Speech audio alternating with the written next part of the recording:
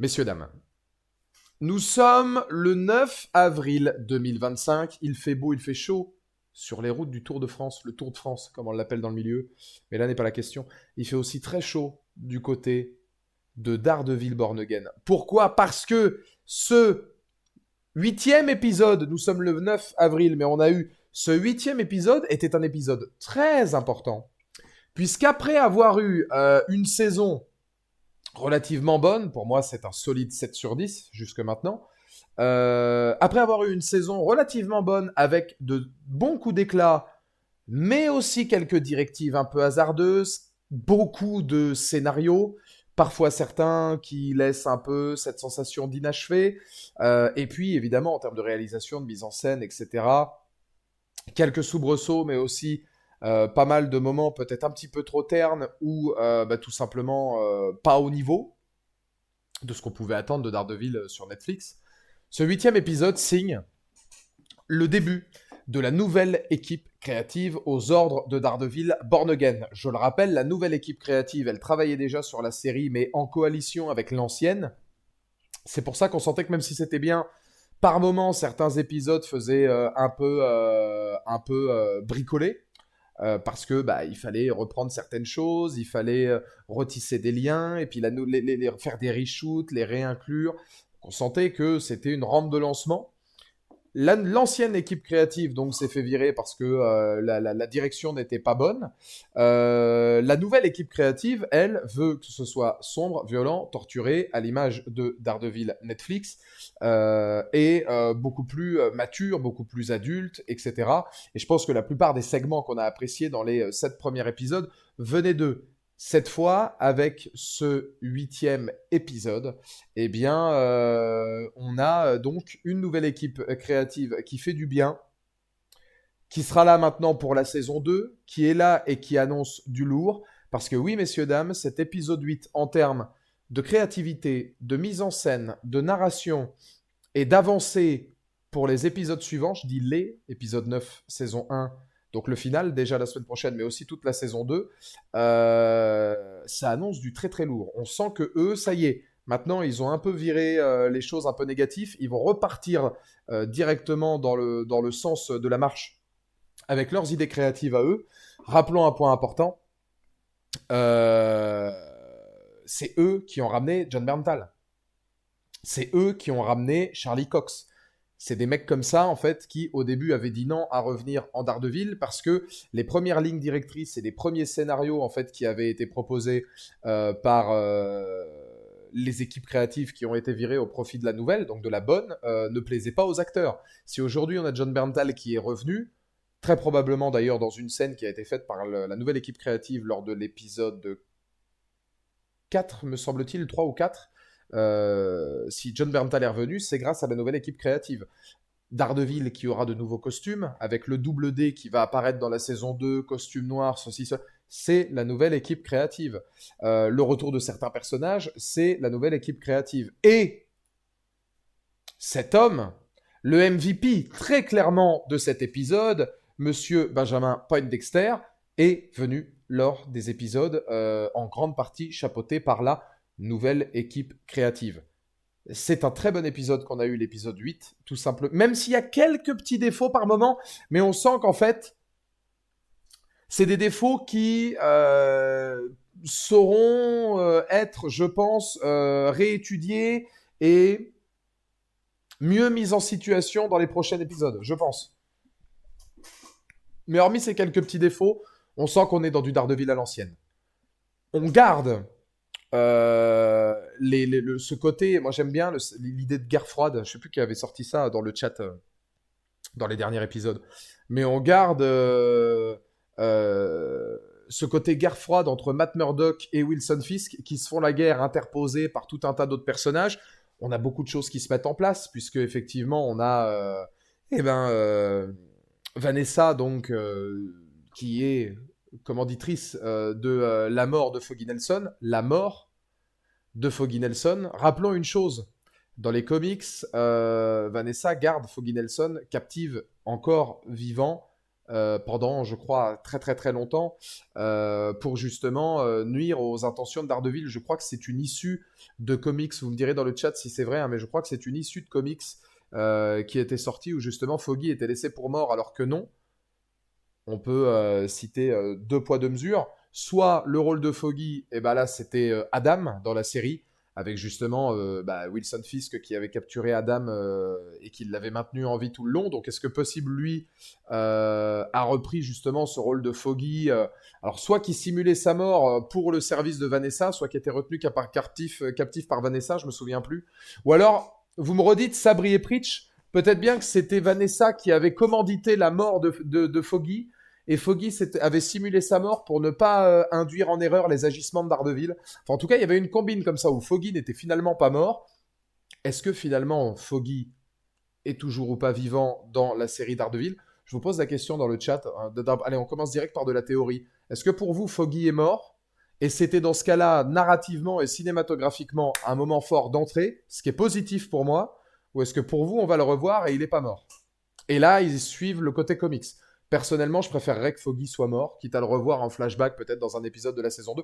Je préférerais que Foggy soit mort, tout simplement parce que j'aime pas forcément les retours de il est mort, oui mais non, il est mort, oui mais non, il est mort, oui mais non. Je trouve que c'est du vu et revu de partout. Surtout, on a déjà beaucoup de personnages, donc ce serait pas forcément pertinent, je pense, de le retrouver. S'il le ramène, ça détruit beaucoup de choses que cette saison a très bien fait. Ça détruit la dramaturgie autour de Matt, ça détruit tout. Enfin, ça détruit. Ça pourrait aussi, justement, Matt pourrait se sentir trahi par Foggy, qu'il ne l'aurait pas prévenu, le mettre encore plus dans différents traumas. Admettons, tu vois, que Matt Murdock ou Daredevil termine par tuer quelqu'un justement pour venger Foggy et qu'il se rende compte que Foggy finalement n'est pas mort. Il aurait pu tuer finalement, pas un innocent, mais il aurait pu tuer quelqu'un qui finalement n'avait pas commis de meurtre. Et du coup, sans vouloir, et ça aurait travaillé encore plus son personnage. Mais je suis d'accord avec toi dans l'idée, Preach. Moi, personnellement, je le ferai pas. Je pense qu'on a beaucoup travaillé la dramaturgie de Murdoch, son côté presque prêt à tuer, son passage dans la folie, la colère, la violence, avec la mort de Foggy, le segment qui était magnifique avec le Punisher où il en parle. Si on faisait revenir Foggy là maintenant, ça casserait tout ça et ça casserait tous les grands moments qu'on a eu là-dessus. Donc pour moi, c'est pas utile. C'est pas utile. Je sais que dans le run de Brubaker, Foggy simule sa mort, mais je ne sais plus le rôle de Vanessa dedans. Mais il me semble que Vanessa... Alors, encore une fois, je le dis dans la vidéo, si des gens le disent en commentaire sur YouTube ou même ici, je ne suis pas lecteur des comics, il me semblait avoir lu ça dans les informations que j'avais vues après cet épisode, puisque j'aime bien éplucher des petites infos pour voir est-ce qu'on a des références aux comics ou autre. C'est pour ma culture personnelle. J'ai pas lu les comics. Donc je ne sais pas. Il me semble qu'il y avait un arc où Foggy simulait sa mort et que Vanessa gravitait un petit peu autour de cet arc-là. Est-ce que c'est vrai ou pas? Je ne sais pas. Encore une fois, peut-être que j'ai lu en coupe-vent et que c'est un peu plus nuancé. Mais en tout cas, je sais que Foggy simule une de ses morts. Et on peut se poser la question s'il le referait dans la série.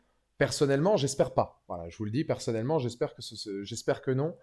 Je pense que ce serait pas une bonne idée, mais il n'empêche que on arrive dans un épisode, pour revenir à cet épisode-là, où on sent que directement en 50 minutes, on a beaucoup plus de réponses et d'avancées narratives que dans tous les épisodes précédents. Vraiment. Là, on va avoir le retour de Poindexter, fait de main de maître. Ça, magnifique. Vanessa, on sait qu'elle a été justement la commanditaire de la mort de Foggy. Fisk et Vanessa, on pouvait imaginer potentiellement que Fisk allait faire une vengeance après la tentative de meurtre donc de Vanessa sur son mari. Et finalement, il fait plutôt amende honorable, c'est-à-dire que il y a un côté je te laisse le choix qui est assez probant, et je me demande si Fisk n'est pas manipulé par l'amour qu'il a pour Vanessa. Vanessa paraît effectivement très calculatrice. C'est très bien fait, hein, l'actrice le joue très bien. Mais autant je la trouvais assez humaine dans la série Netflix et presque poétique, là elle a plus rien de poétique, elle a plus aucune douceur. Elle apportait la douceur à Fisk dans la série Netflix, là elle en apporte plus du tout. Elle est devenue la caïd de la pègre et elle voit que son mari, limite en étant maire de New York, la fait chier. Elle marche sur ses plates-bandes, donc, et ça l'emmerde, donc elle devient hyper calculatrice. Moi, ça, j'ai trouvé ça excellent. J'ai trouvé ça excellent. On apprend ça. On apprend donc du coup aussi que euh, dans la saison 3, elle commence déjà à rentrer dans le monde de Fisk. Ouais, mais il faut du temps. Il faut du temps pour qu'elle arrive là-dedans. C'est-à-dire qu'il y a un chemin de croix entre la saison 1, 2, la saison 3, l'intégralité où tu vois Vanessa, justement, elle est quand même au début assez poétique. Elle est là pour l'amour de l'art. Elle est assez douce. C'est le côté doux. Enfin, elle fait ressortir le côté humain et doux de Fisk, qui est très romantique, amoureux, parce que c'en est un quand même. Et c'est vrai que sur la saison 3, elle part déjà un petit peu plus en vrille. Mais là, elle a basculé parce qu'il y a eu toute la durée entre la saison 3 et Born Again où là, elle était complètement dans le monde de la pègre. Là, c'est une Vanessa qui a épousé tout un tas de pans narratifs qu'on n'a pas vu en 7 ans entre la saison 3 et Born Again qui est assez sidérant. Donc c'est bien de la voir sous 2 jours comme ça. Parce que quand bien même elle peut un peu vriller dans la saison 3, on est quand même loin de la Vanessa douce de la globalité de Netflix, dans la grande partie. Euh, donc on voit qu'effectivement, Fisk lui laisse le choix, soit laisser Adam en vie, soit lui ouvrir. Potentiellement, peut-être même si elle lui avait ouvert, elle avait le flag à côté, elle aurait très bien pu buter Fisk. Je pense que Fisk se serait laissé tuer, parce que lui le dit, hein, il peut pas vivre si Vanessa n'est pas là.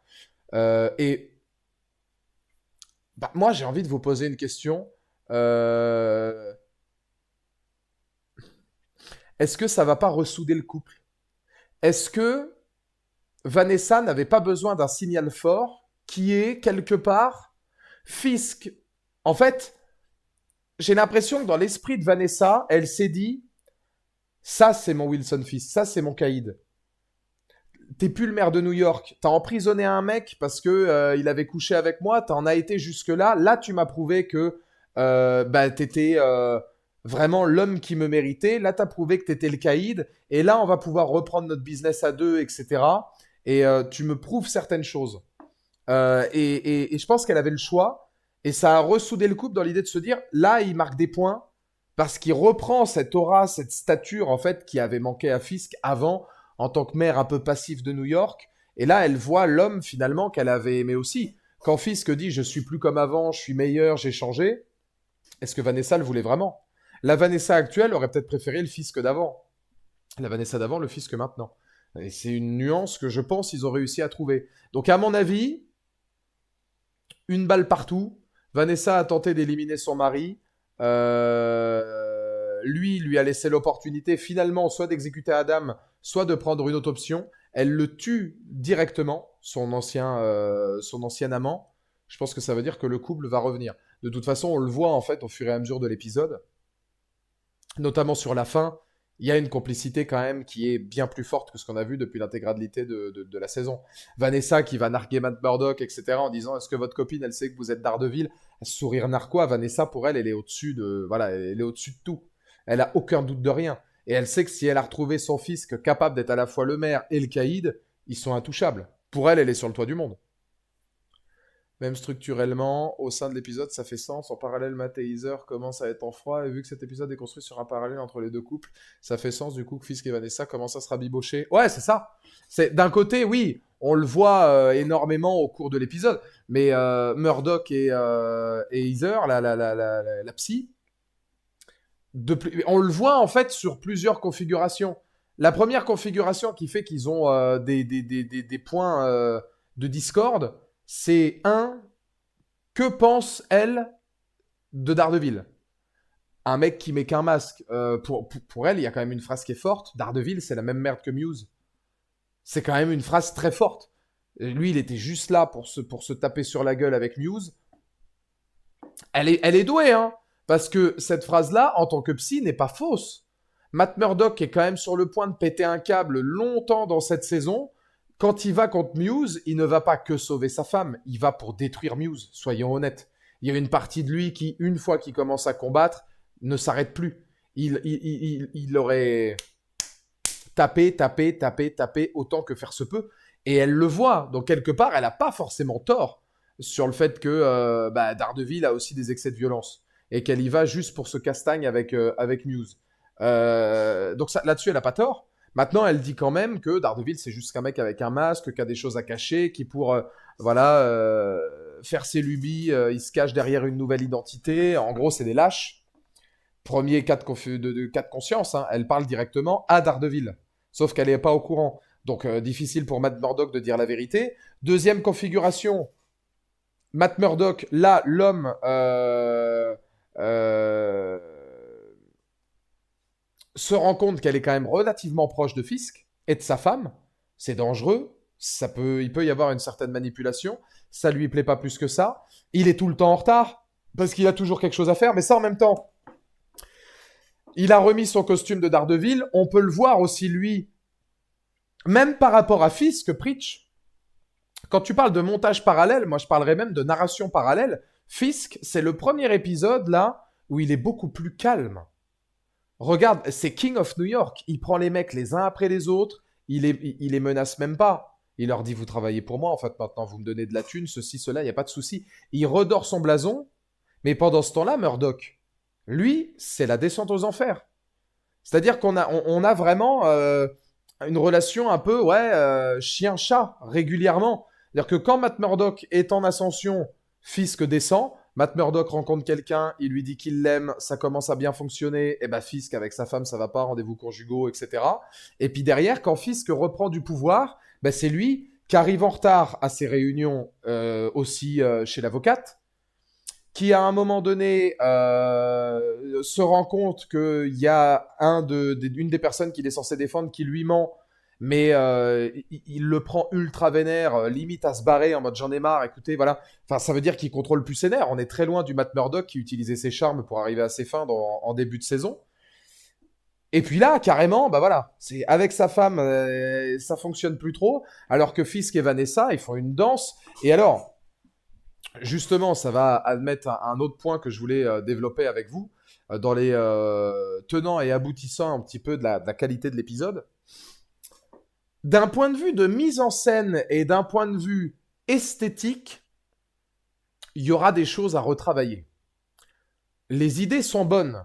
Le plan de Daredevil complètement ensanglanté avec la photographie, la pellicule qui devient rougeâtre, etc., où on change totalement l'éclairage, pourquoi pas. Pareil, c'est pour ça que je mets cette photo avec Poindexter. Poindexter, dès qu'il y a une situation marquante, dès qu'on rentre un peu dans sa psyché, dès qu'il y a quelque chose où on sent que lui prend la possession de l'écran, du cadre, etc., on a cet environnement bleuté qui se met en route. Personnellement, moi, j'ai pas été hyper fan de cette proposition esthétique, du bleu, du rouge, etc. Pourquoi? Parce que je trouve que on en saisit le sens, mais qu'elle est sur la forme, elle n'est pas forcément toujours très bien amenée, les fondus comme ça, etc. Je pense notamment à la saison 3 de Daredevil, où il me semble qu'il y avait des segments en noir et blanc qui étaient utilisés, où là c'était une maestria de mise en scène et de plaisir esthétique, de photographique, etc. Là c'était très très fort.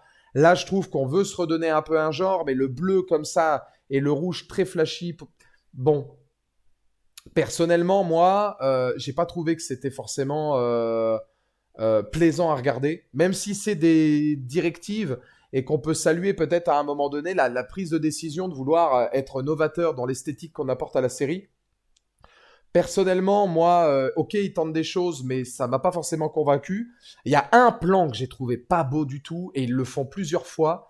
C'est des plans où ils veulent centrer en fait la caméra sur ce qu'on doit regarder, et l'intégralité du reste est floue. Ça le fait une fois avec Matt et sa compagne qui s'embrassent, je crois. Et ça le refait ensuite avec Fisk et Vanessa. Et derrière, on a Adam. En fait, juste après qu'Adam se fasse tuer, eux sont flous. Et la caméra donc force le flou sur les deux personnages pour que derrière Adam, on le voit en... Comment dire, en net. Et puis après, ça redevient flou pour Adam avec net sur les deux personnages. C'est pas réaliste. Visuellement parlant, ça a un côté qui est pas réaliste. Et moi, tu vois, Roawin, bah, j'ai pas aimé. Je trouve pas ça minutieux du tout parce que justement, je trouve que c'est hyper grossier dans la manière dont c'est fait. Ça me rappelle Zack Snyder sur l'Armée des Morts. Et honnêtement, bon, voilà, c'est pas ce que je préfère. C'est trop à l'excès. Et créatif, quand c'est forcé comme ça te sort du truc. Moi, personnellement, je préfère un jeu de lumière simple. Bah moi, ça m'a marqué parce que bah, je fais très attention. Ouais, c'est un peu mon taf, donc je fais très attention en fait à ce qu'ils proposent aussi, pas que dans la narration, mais esthétiquement et dans la mise en scène qu'ils veulent aborder.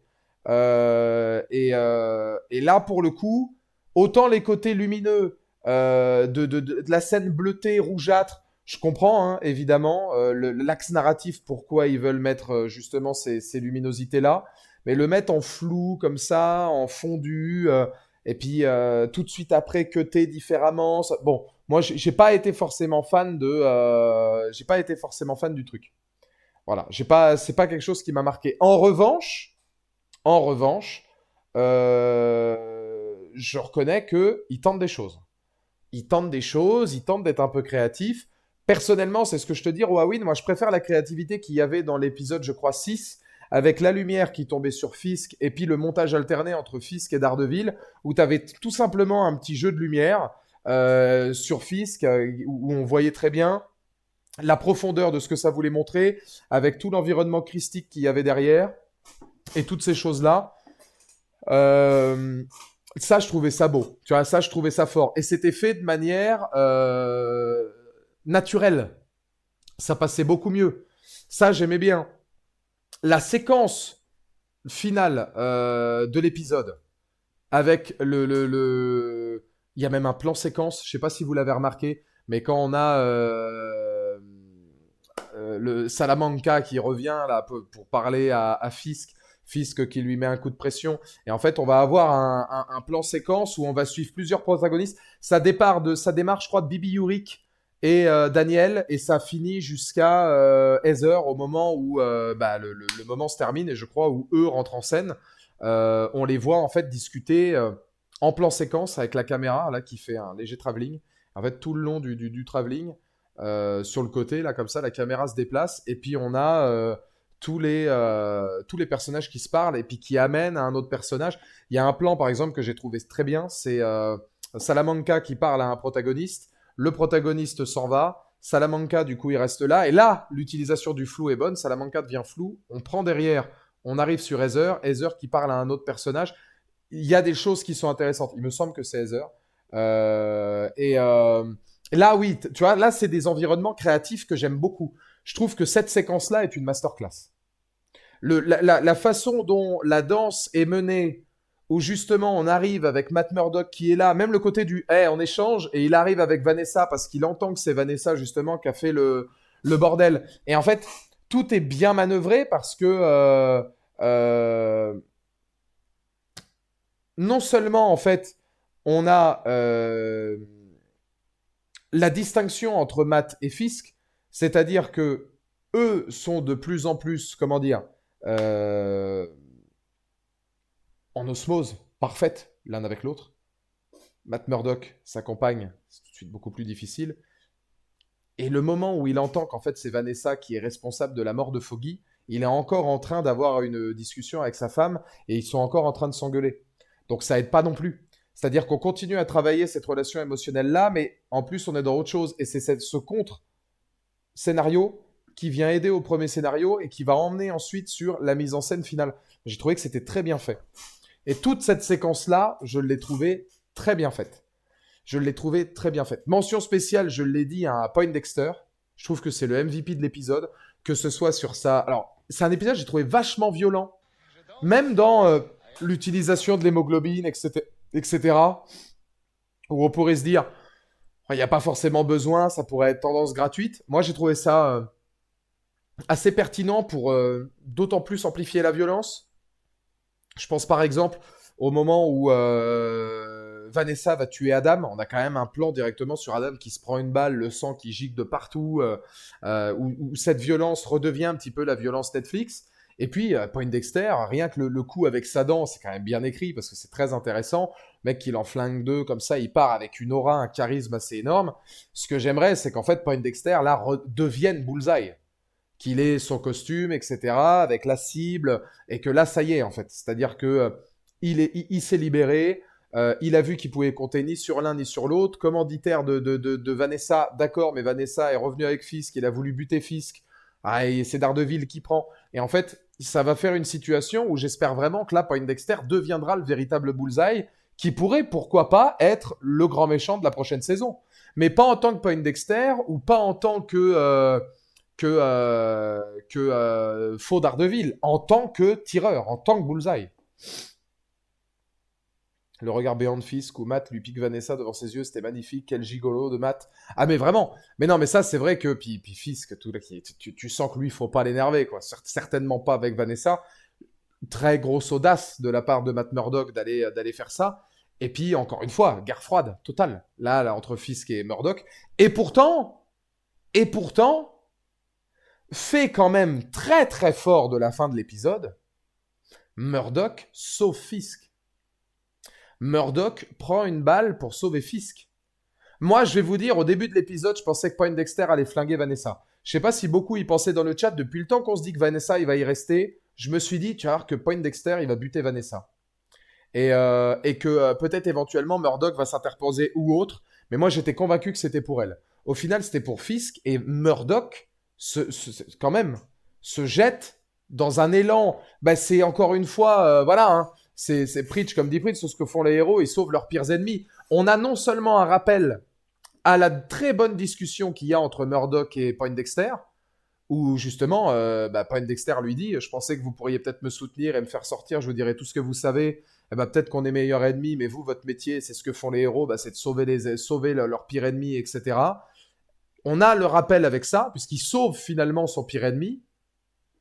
C'est déjà très fort. Et puis, pour la suite, ça emmène énormément de choses intéressantes. Il a quand même ce côté, là, Murdock. N'oublions pas que c'est un fan chrétien de la Bible, etc., très croyant. Il y a quand même énormément d'enjeux bibliques et catho, etc., autour de l'Église, hein, dans Daredevil. C'est un personnage qui en fait évidemment l'essence. C'est l'essence même du héros, se sacrifier, sauver son prochain, donner sa vie, donner son corps, donner son sang pour l'autre, sans penser finalement à son propre salut, sans penser à soi-même, et être capable du pardon. C'est tout ce que nous propose Matt Murdock dans la séquence finale. Bullseye avait dit, tu défendras même ton pire ennemi. Ouais, il l'avait prévenu. C'est comme s'il l'avait prévenu. C'est comme s'il avait un cran ou deux d'avance. Et c'est pour ça que j'aimerais bien avoir Bullseye, moi, en costume, soit dans le prochain épisode, soit dans la prochaine saison.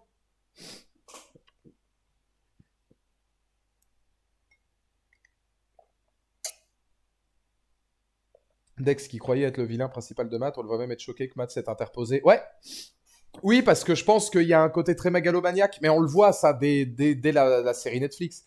On voit que Poindexter, c'est quelqu'un d'assez mégalo et qui a envie d'être sur le devant du truc. Et là, le fait que, je pense que s'il fait ça, c'est aussi pas uniquement pour tuer Fisk. Il veut devenir l'ennemi numéro un de Daredevil. Je pense qu'il y a aussi un côté très très envieux et jaloux. N'oublions pas une chose très intéressante et très importante. La jalousie, c'est vouloir ce que l'autre a. L'envie, c'est vouloir que l'autre n'ait plus ce qu'il est. C'est différent. Moi, en tout cas, je pense que être envieux, c'est pire qu'être jaloux. Je pense que être envieux fait partie aussi de tu ne veux pas que l'autre ait ce qu'il est. Mais tu veux pas forcément que toi l'avoir. Tu veux que l'autre ne l'ait pas. Jaloux, c'est vouloir ce que l'autre a. C'est pas pareil. Pour moi, c'est encore pire. Et il y a peut-être quelque chose d'envieux là-dessus. C'est qu'il ne veut pas que Fisk soit l'antagoniste principal de Daredevil et de Murdock. Sauf que ça n'a pas marché. Quelles vont être les conséquences? Alors on le sait, hein, on l'a vu. Prochain épisode, Matt Murdock sera remis sur pied. Il aura son costume de Daredevil, on aura le Punisher. Voilà, hein. Qu'il tire sur Fisk, c'est logique vu le passif dans la série Netflix. Ouais, bien sûr, il y a ça aussi. Il y a ça aussi. Il y a le contentieux qu'il y a entre Poindexter et Fisk. Il est omniprésent et c'était peut-être beaucoup plus simple pour lui de travailler pour Vanessa à l'époque parce que Fisk était hors course. Maintenant, je pense qu'il fait d'une pierre deux coups. En tuant Fisk, il sait que lui, il va tuer un adversaire direct avec quelqu'un avec qui il a eu des épreuves et un contentieux à l'époque, et en plus, il va atteindre directement Murdoch. Et moi c'est un épisode qui me rend très curieux de la suite des événements, pour être honnête avec vous, monsieur, dame, parce que je me dis comment ils vont réussir à tout rembriquer maintenant. Comment en un épisode d'à peu près un peu moins d'une heure, tu vas être capable de me remettre Daredevil sur pied? Quelle va être la réaction de Fisk? Comment Fisk va réagir au fait que Murdoch se soit interposé? Quel sera le rôle de l'unité d'élite? On le voit, hein, le mec de l'unité d'élite de Fisk qui va directement cramer dans la... Oh, ça va faire mal, ça. Passer la main d'un journaliste qui n'avait rien à foutre là directement dans l'huile. Le mec a plus de main à vie, hein, c'est terminé maintenant. Et encore, on lui souhaite pas plus de bonheur parce qu'on l'entend derrière. Hein. On regarde le regard effrayé du commissaire, mais on l'entend que voilà, l'autre, il en a pas terminé avec lui et qu'il a dû bien le défoncer. À un moment-là, comment Fisk va réagir? Que va devenir Poindexter? Je veux dire, il est quand même à un endroit où on peut se demander s'il va être capable de sortir sans encombre. Qu'est-ce que cette unité d'élite va maintenant pouvoir manœuvrer? Quelle va être la place du Punisher là-dedans? Beaucoup de choses à boucler en un épisode. Alors, ils sont pas obligés de tout boucler puisqu'il y aura une saison 2. Maintenant, ils vont quand même être obligés de boucler le minimum de ce que nous, on sait et de ce qu'on a vu, c'est-à-dire au moins la participation du Punisher. Il y aura beaucoup de choses, ouais, comme dit Corto, il y aura beaucoup de choses en suspens où il faudra attendre la saison 2. Maintenant, faites vos jeux, hein. Mais c'est vrai que c'est aussi agréable d'avoir à attendre chaque semaine pour de nouveaux épisodes parce que ça nous permet justement de se faire des réflexions. Pour le coup, je me demande si Fisk est OK sur Vanessa qui bute Foggy, mais était-il seulement au courant? Fisk était-il au courant que Vanessa avait demandé à Foggy enfin, est-ce que Fisk était au courant que Vanessa avait demandé à Poindexter d'éliminer Foggy? Possible que Fisk soit pas au courant, hein. Cliffhanger de fin, même si les photos de tournage de saison 2 nous spoilent peut-être. Bah, faut voir ce que ça va donner, hein. Faut voir ce que ça va donner. Mais c'est quand même une, ouais, c'est quand même une saison. En fait, c'est très particulier parce que là, on est à un épisode de la fin et c'est une saison où j'aurais eu l'impression de voir des arcs narratifs différents. On a vraiment eu l'arc autour de White Tiger. Ensuite, on a eu l'arc autour de Muse, et là, on termine avec l'arc final avec Fisk, le Punisher, etc. Ça a vraiment été fait, et c'est là qu'on sent que, ouais, il y a un côté un peu travail à plusieurs, et puis on a bricolé à droite à gauche, fait des reshoots, des trucs, des machins, puis pour essayer de manœuvrer quelque chose d'à peu près correct, mais c'est une série en trois actes, en trois âmes différentes. T'as la première âme où vraiment on est avec White Tiger et c'est le retour du grand avocat. La deuxième, ça va être Muse, côté très glauque, et le retour de Daredevil. Et le troisième, c'est là où tout va foutre le camp pour amorcer la saison 2, je pense.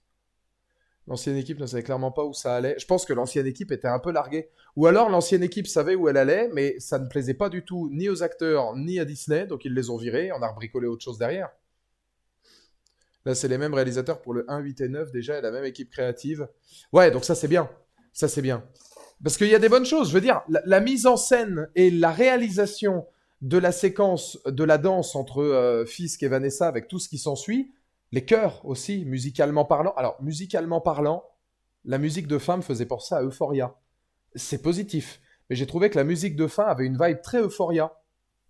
Et c'était beau, ouais, presque dans un mix entre de l'alternatif et puis, comment vous dire, ouais, entre de l'alternatif et du christique, presque chœur d'orchestre d'église. Et, ouais, je voyais une fin audacieuse comme ça sur l'utilisation musicale qu'englobe la séquence. D'un point de vue de réalisation, je vous dis, moi, hormis les séquences comme ça, bleutées, ocre, rougeâtre, je trouve qu'elles sont quand même amenées de manière assez maladroite et assez violente. Et puis les flous qui se veulent esthétiques, mais qui sont beaucoup trop omniprésents sur bah, notamment Adam dans la cage, et je crois sur un baiser de Heather et Matthew. Hormis ça, la réalisation est très bonne et on sent que ils veulent prendre des risques, ils veulent innover, ils veulent proposer quelque chose. C'est une bonne rampe de lancement. C'est une bonne rampe de lancement. Pour l'instant, c'est vrai que on peut pas dire beaucoup plus sur cette saison qu'être, à mon avis, une très bonne rampe de lancement pour la saison 2. La nouvelle équipe créative devait faire avec justement les affres de la première.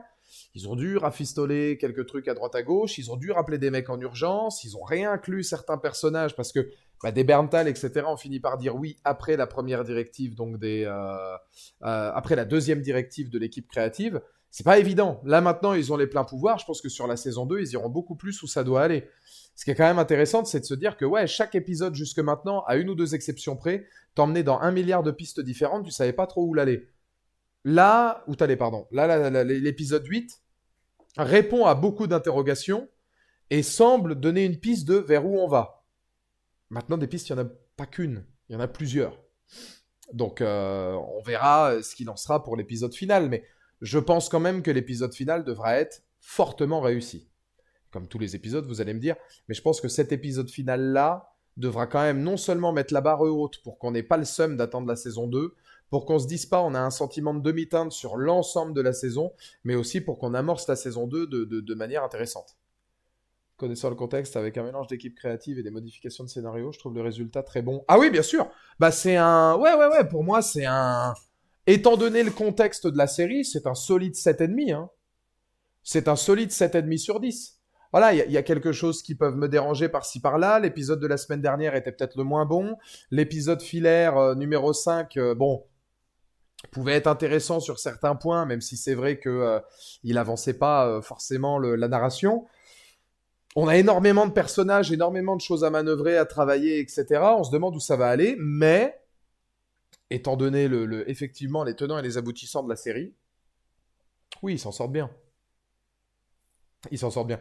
Parce que même, on n'en a pas beaucoup parlé, mais même, moi je l'appelle Lalo Salamanca, hein, parce que c'est vrai que j'ai Jack DeCane, DeCane, je crois. Euh, celui qui était l'un des personnages de Hawkeye, est un justicier. Wilson Fisk est au courant. À partir de ce moment-là, est-ce que ça aura aussi une incidence sur la saison 2? Est-ce qu'on va en entendre parler? Est-ce qu'il faut s'attendre à plus de la part de ce protagoniste-là? Dans quel camp il va se rallier? Est-ce que de justicier, il va passer à super vilain? Voilà, on peut se poser des questions au niveau de Swordman. C'est vrai que ça va être, je pense, intéressant à suivre. Qu'est devenu Karen? Dans quelles conditions on va la revoir? Les retrouvailles entre Karen Page et Frank Castle, s'il y en a, qu'est-ce que ça va proposer? Dans quel contexte le Punisher va être là? Est-ce que le Punisher va venir de lui-même ou est-ce que Daredevil va lui demander du soutien? Jusqu'où ira l'unité d'élite? Moi, je vais vous dire, j'aimerais vraiment, hein, mais il faudrait être sacrément couillu. Moi, j'aimerais bien un truc. J'aimerais bien que dans le prochain épisode, il y ait un côté Fisk pète un plomb. Vraiment, hein, il pète un câble sur la situation. Et en fait, il prend littéralement la parole et ça devient un peu genre Gangs of New York. C'est-à-dire que dans mon imagination, il faudrait que lui prenne la parole et qu'en fait là, on passe dans un New York noir, obscur, où limite, pas il instaurerait un couvre-feu ou des choses comme ça ou des trucs dans ce genre, mais un peu à la Palpatine. Ils se servent en fait de cette tentative de meurtre pour faire passer tous ces textes de loi et qu'en fait, il y ait une séquence où son unité d'élite tue un maximum de justiciers. On commencerait peut-être par Swordman. Pourquoi pas ensuite faire un exemple avec Poindexter. Derrière, on en tuerait un ou deux. Et pourquoi pas peut-être éventuellement ramener un personnage qu'on avait déjà vu dans le MCU avant, qui se ferait buter, voilà, etc., dans New York.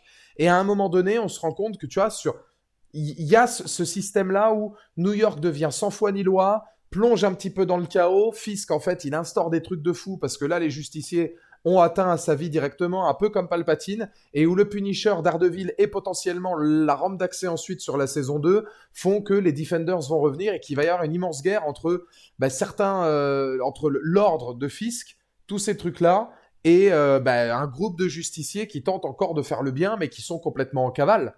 Moi, j'aimerais bien qu'il y ait un truc hyper sombre comme ça qui se passe. J'aimerais bien, j'aimerais beaucoup. Et cette tentative de meurtre, il l'utilise contre lui, un peu à la Palpatine. Et donc, du coup, derrière, il fait passer tous ces trucs et l'unité d'élite qu'il a. Tu sais, à la limite, enfin, faudrait voir, mais je vois pas comment il pourrait faire ça parce que là, peut-être que tout le monde sait que c'est pas une Dexter. Et puis Matt Murdock est au courant de toute façon. Je me serais dit, à la limite, il aurait fait passer ça pour justement une tentative d'assassinat de la part de Daredevil et il aurait utilisé Poindexter comme son, son, son bras droit, le leader de toute cette unité d'élite, l'homme à abattre. Mais je pense pas, parce que de toute façon, Poindexter veut éliminer Fisk. Son unité d'élite, elle va faire quoi contre Poindexter? Ben, l'unité d'élite, elle pourrait faire beaucoup contre n'importe qui. En soi. Ils sont quand même nombreux. Poindexter, le truc, c'est on n'a aucune idée de ce qu'il en est de lui pour l'instant. On sait pas. Ils ont quand même réussi à éliminer White Tiger. Hein. Faut pas dire. C'est pas parce que Poindexter, c'est pas parce qu'il a une vision extraordinaire, ceci, cela, que tu peux pas le prendre par surprise. Cette unité-là a eu White Tiger. On pourrait faire un exemple, effectivement, avec Swordman et puis d'autres, pourquoi pas, super-héros qu'on impliquerait là. Un super-héros revenu du MCU, voilà, qui serait là pour disparaître. Euh... C'est quoi, tu veux marquer le coup, ramène Hawkeye ou des personnages comme ça. Hawkeye, je pense que c'est du trop haut level. Mais admettons que vraiment Fils prenne le contrôle des rues et balance New York dans le chaos, fait jouer la population. En fait, c'est vers là que j'aimerais que New York aille. La population fait des émeutes. Les justiciers contre les anti-justiciers. Un peu comme dans The Boys, mais en version sérieuse et réussie. C'est-à-dire, enfin, je dis pas que The Boys c'est pas réussi, mais beaucoup plus sérieux et dans la manipulation. Les fans de Fisk qui vont aller cramer des trucs, etc., avec un New York qui devient complètement désemparé et que vraiment la ville brûle, tu vois, et que les justiciers sont en cavale et qui se regroupent tous pour lutter contre l'ennemi commun, mais que t'en as d'autres aussi qui sont là pour les aider, des trucs comme ça, et que là, du coup, oui, pourquoi pas, on puisse ramener Spider-Man, l'araignée sympa du quartier qui serait là pour régler les choses. Ça peut être des belles promesses pour la saison 2. Moi, je vois pas en fait Fisk ne pas utiliser ça pour justement dire et voilà encore une fois c'était Poindexter, il s'est échappé, c'était un justicier. Je vous l'avais pas dit que tous les justiciers devaient mourir et ben maintenant c'est tolérance zéro. On va tirer à vue, il y aura un couvre-feu, un truc, un machin parce que encore une fois un justicier a voulu faire justice lui-même. On a tenté à moi, voilà. Euh, et euh, on a on a attenté à ma vie directement, ça ne me va pas. Moi, je le vois bien faire une Palpatine. Vraiment, hein. Reste à voir la place de Vanessa, la place de Daredevil là-dedans. Est-ce que Matt Murdock aura l'immunité parce qu'il s'est quand même sacrifié pour lui? Moi, j'aimerais bien. Enfin, il y a plein de trucs auxquels je pense. Un truc que je me demande, c'est s'il va y avoir un lien de Daredevil Born Again et les Thunderbolts, car dans la bande-annonce, ils disent qu'il n'y a plus de héros à New York. Ouais, bon, ça, c'est peut-être tout simplement un faux raccord des Thunderbolts. Hein. Soyons honnêtes, hein, ça se trouve, c'est juste les Thunderbolts, ils ont fait un faux raccord narratif, et puis c'est tout. Hein. On sait pas encore pour l'instant. Mais en tout cas, on a hâte de voir. On a hâte de voir. Messieurs, dames, on va s'arrêter là pour ce soir. Je vous retrouve d'ici 15 minutes. Ne quittez pas, hein. Dans 15-20 minutes, on se retrouve et on lance. On lance Stars of Midnight. C'est la deuxième partie du live qui continue. Cette partie-là est bouclée. Dans, allez, 20 minutes maximum, le temps d'aller donner à manger au loot, me poser 5 minutes, et après on revient, 10 minutes de talk, et on continue pour 1 heure, South of Midnight. Sur YouTube, je vous fais des bisous, je vous dis à la prochaine. Sur YouTube, n'oubliez pas que là, il y a Daredevil, mais la semaine prochaine, on a Last of Us qui commence. Donc du coup, double dose de review. Et sur YouTube, vous aurez aussi dimanche les reviews de 2 films que je vais aller voir ce week-end. Novocaine et The Amateur, le retour de John Bernthal justement et Rami Malek. Je vous fais des bisous et à la prochaine. Des bisous.